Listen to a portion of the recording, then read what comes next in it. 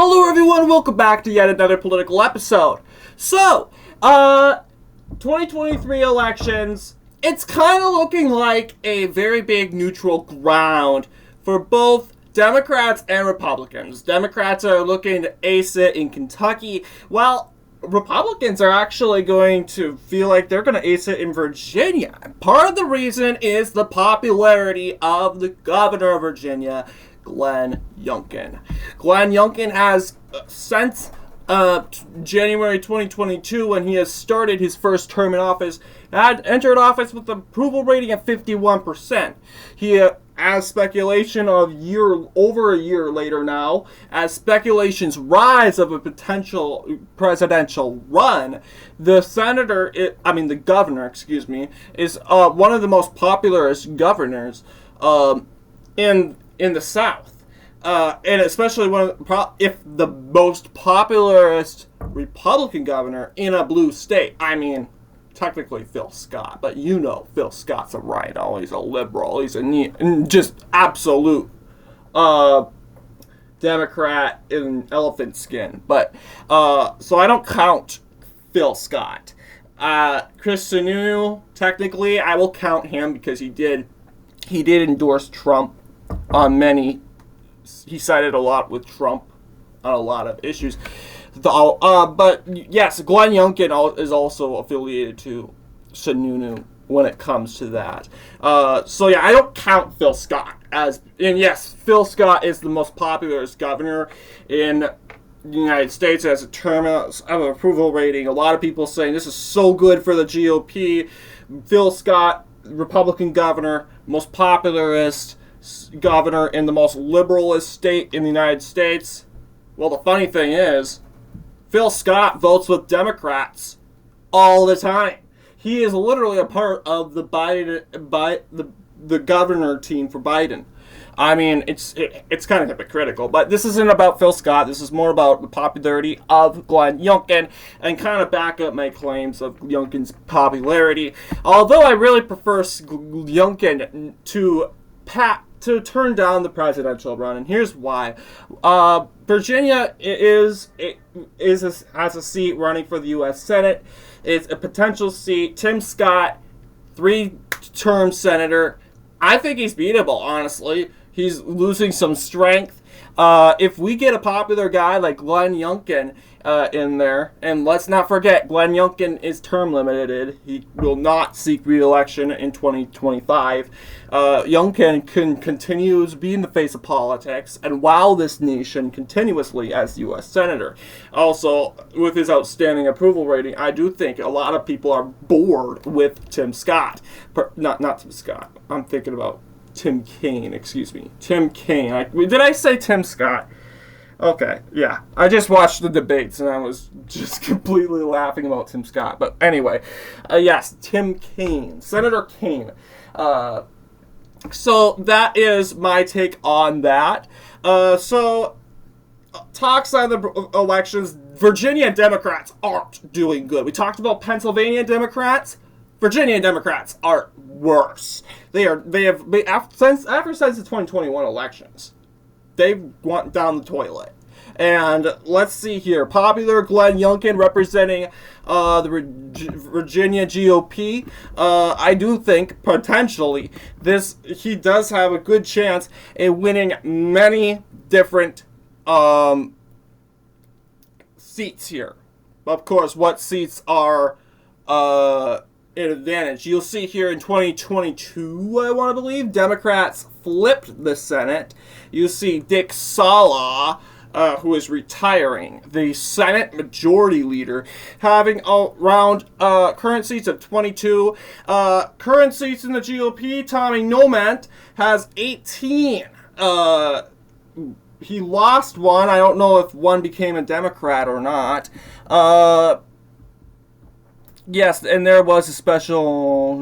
Was there a special? Okay, yeah. There was also.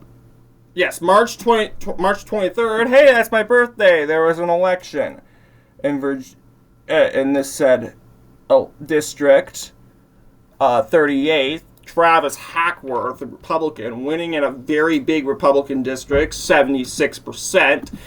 District 7, same deal on in January the 10th. Aaron Ross won a very good, a close victory, a close margin against Kevin H. Adams. In this some what state here? In this some what district? I don't know if it looks pretty moderate. District 7 in the Virginia Senate. Same deal here. You'll have 89% voting for Lamont Bagby, and I don't know where this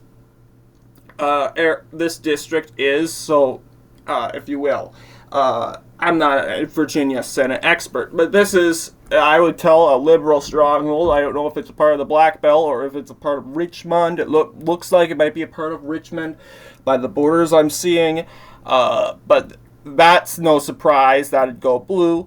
Going down.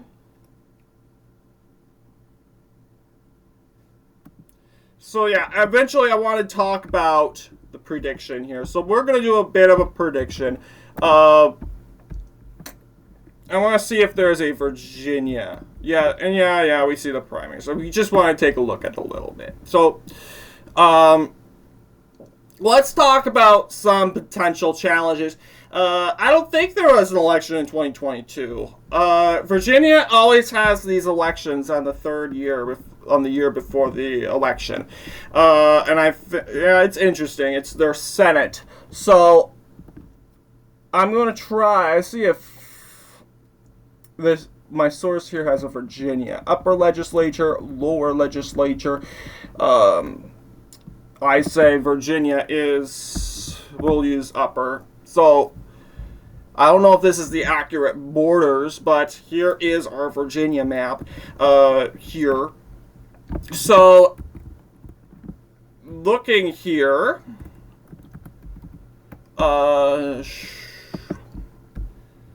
we need to take a look and acknowledge the different areas and seats that kind of went for both here. First off, we're gonna take a look at this map here, call out the obvious.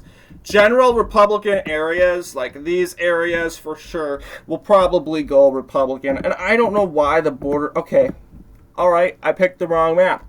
Okay, I see. Because I clicked the U.S., the upper state upper, and I knew that. I knew the Senate was the upper chamber of Congress. But okay, all right.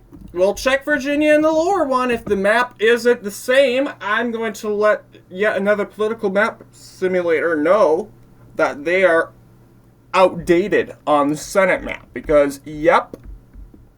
Yeah. So no prediction, unfortunately, which will make this video much shorter, which is a relief, because believe it or not, I do want to continue watching the debates. I had to stop because, I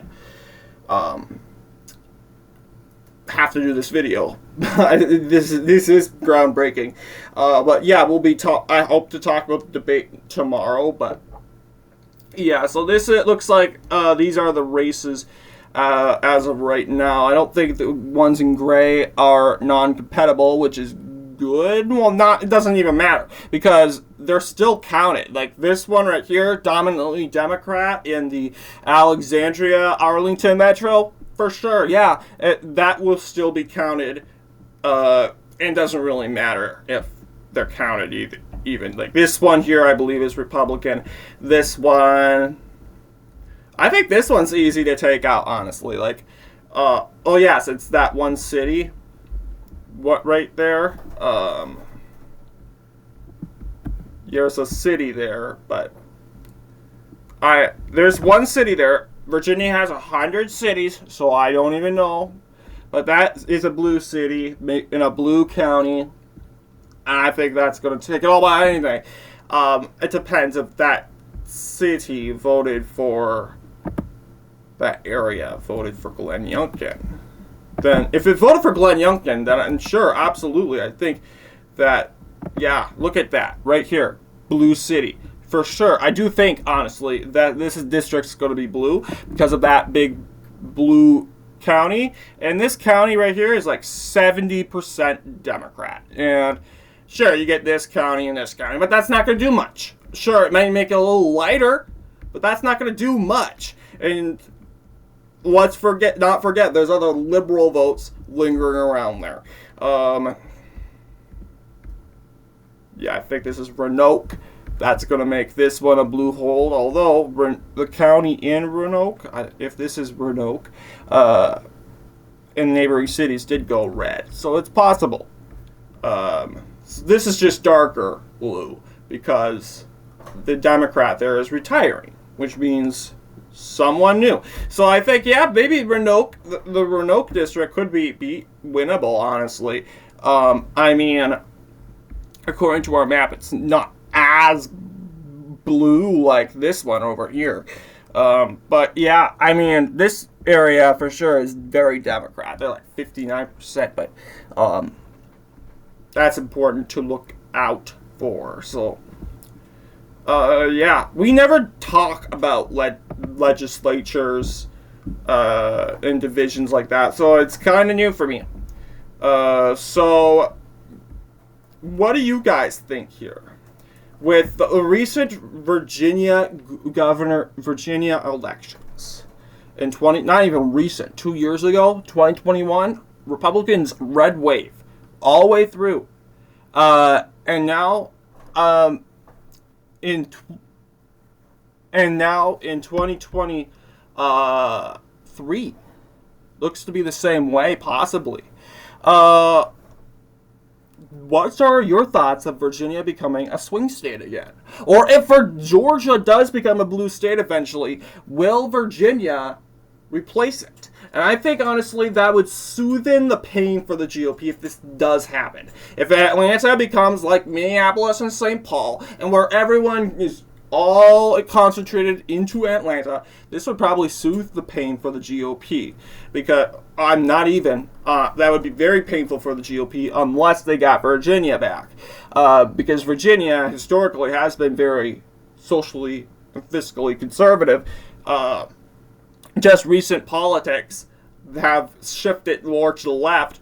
But what are your thoughts of it coming back thanks to the Youngkin unity in the GOP? Anyway, I want to thank you all for watching this video, and I'll see you guys in the next one, in the next political episode.